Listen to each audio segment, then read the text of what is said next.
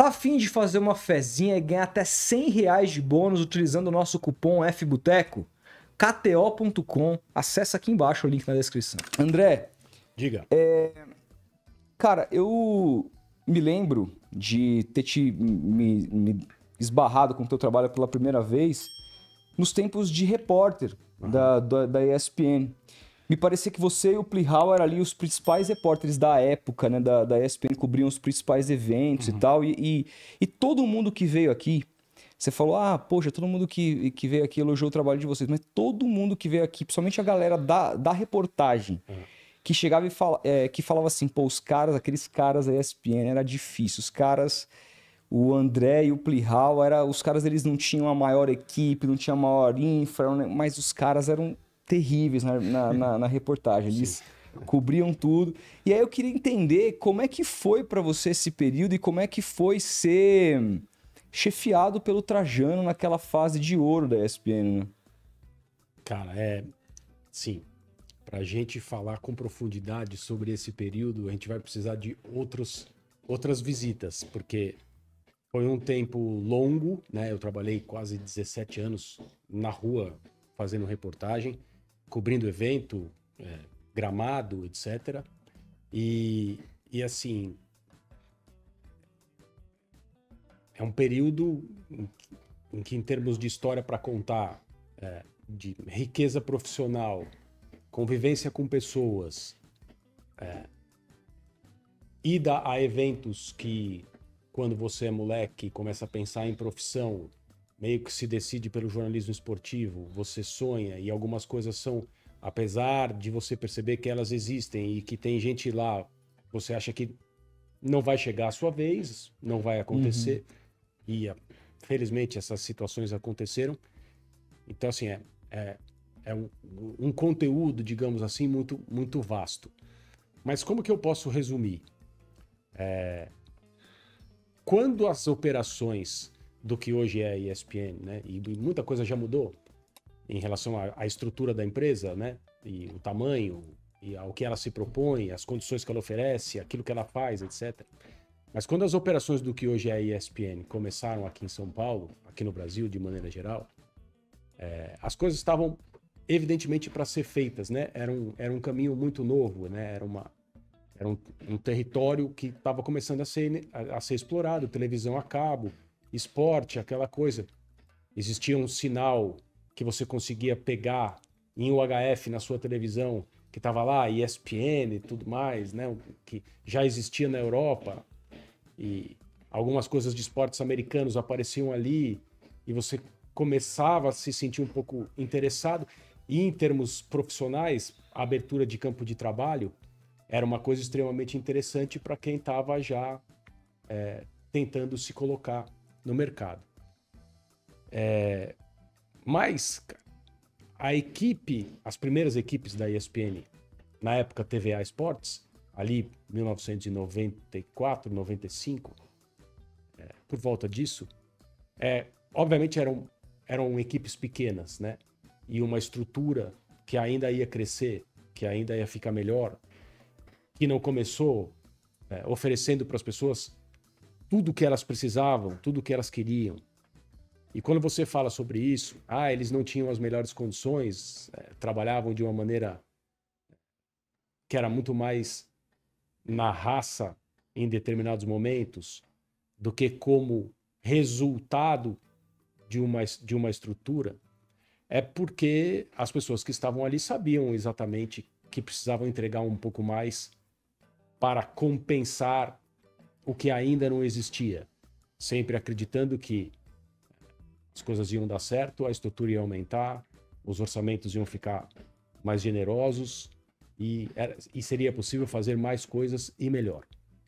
Mas por trás disso, sempre existia um jeito de ver o trabalho, principalmente, que sustentava essa maneira de pensar, que era o jeito do Trajano trabalhar.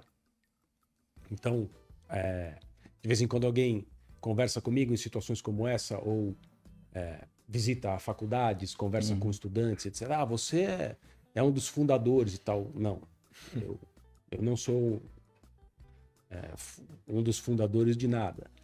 Eu nunca me considerei um dos fundadores da ESPN, porque eu sim fiz parte das primeiras equipes, talvez da primeira, mas eu era um moleque que não sabia de nada, que estava recebendo uma oportunidade que felizmente naquela época eu já entendia que era uma oportunidade de ouro.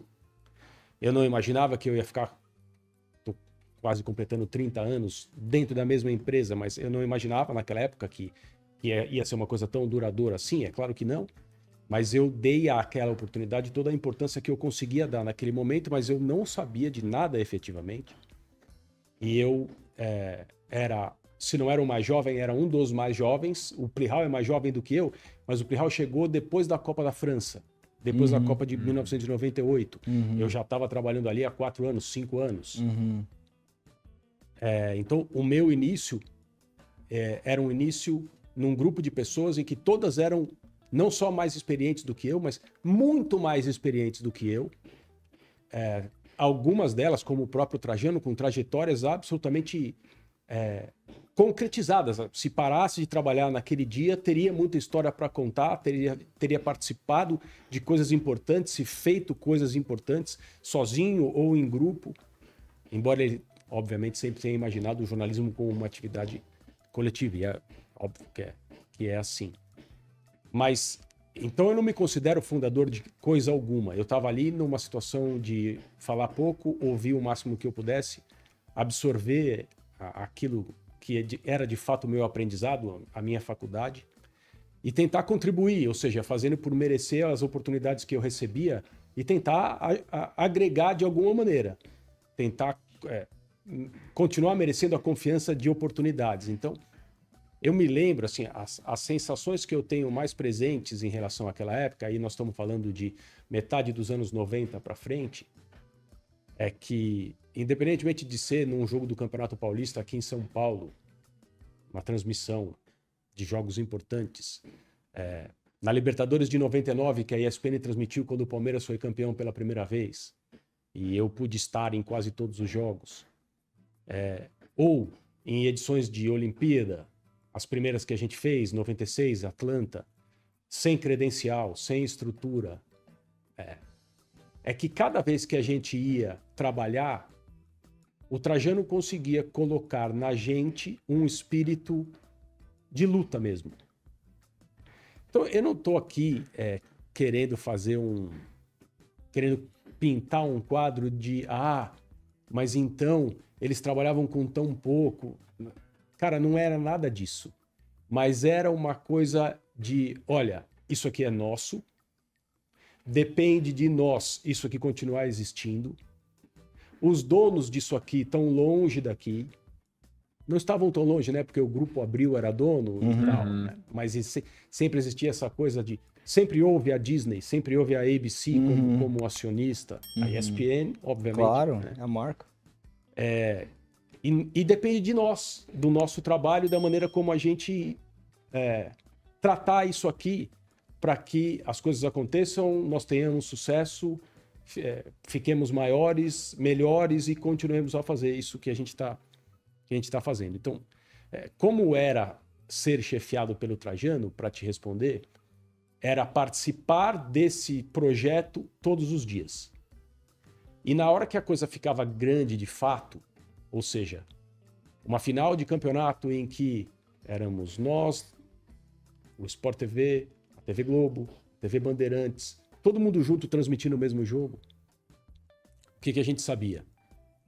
A maioria das pessoas, evidentemente, vai assistir esse jogo em outro lugar. Porque quando tem TV aberta, é meio que indiscutível a questão. É indiscutível a questão da audiência. Você não pode comparar. Mas a gente pode dar o que falar. A gente pode oferecer durante o período em que a gente estiver trabalhando aqui, durante essa transmissão, e eram transmissões longas, né? Era meio rádio na televisão, abre o jogo, abria 2 horas, 3 horas antes do jogo começar e ficávamos no ar até o último cara do vestiário ir embora e tal. Era nisso que a gente conseguia encontrar algo diferente pela qualidade, mas por esse espírito também de, olha, nós estamos aqui defendendo uma coisa que é nossa.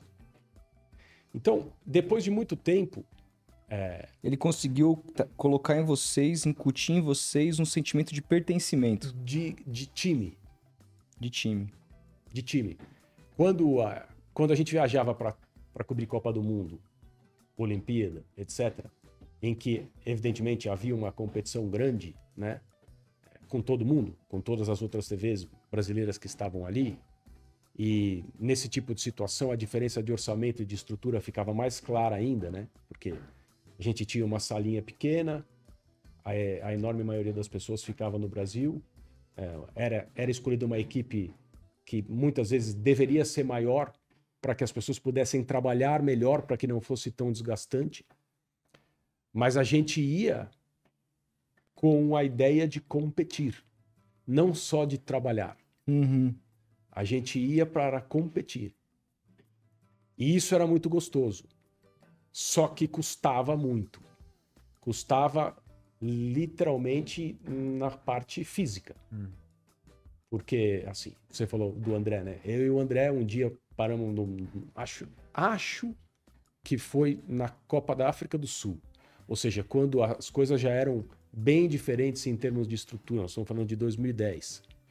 Mas um dia a gente estava jantando, já além da metade da Copa, e a gente fez uma conta de quantas matérias tinham sido feitas até então, por nós dois. E era um número ridículo, assim. Era muita coisa. Eram 3 ou 4 por dia para cada um. Porque as pessoas confiavam na gente, a cobertura da seleção estava entregue ao nosso trabalho, e a gente precisava fazer em volume também aquilo que outras equipes faziam em 3 vezes mais pessoas. E eu não estou falando só de nós, só de reportagem, eu estou falando das pessoas que editam, das pessoas que produzem, das pessoas aqui no Brasil que recebem isso e colocam no ar. As nossas equipes sempre eram menores do que as das pessoas que concorriam com a gente. E aí tinha uma coisa engraçada que o Trajano, ele via isso, né? Ele incentivava essa dedicação. Ele, de certo modo, a maneira dele cobrava essa dedicação. Mais ou menos no sentido assim, se eu, com a idade que eu tenho e a minha trajetória... Ele nunca falou isso, ele nunca se colocou dessa maneira.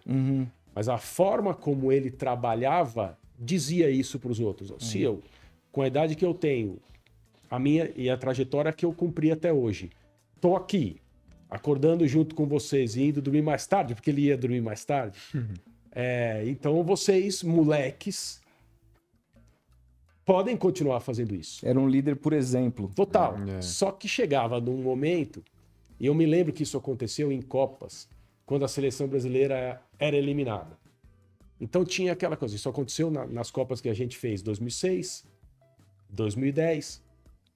Eu me lembro desses 2 momentos. A seleção brasileira perdia, e o que acontecia? As equipes grandes, TV Globo, etc., TV Bandeirantes, quando a seleção brasileira era eliminada, era uma coisa muito ruim para as pessoas, porque por uma questão de custo e de bom senso, a equipe que ficava no local era diminuída. Né? Muita gente voltava para casa. E aquelas pessoas, elas queriam continuar lá trabalhando. Era importante para elas gostavam daquilo. Então, quando o Brasil perdia, será que vão me mandar de volta para casa? Será que eu vou voltar? Será que eu não vou mais poder ficar aqui?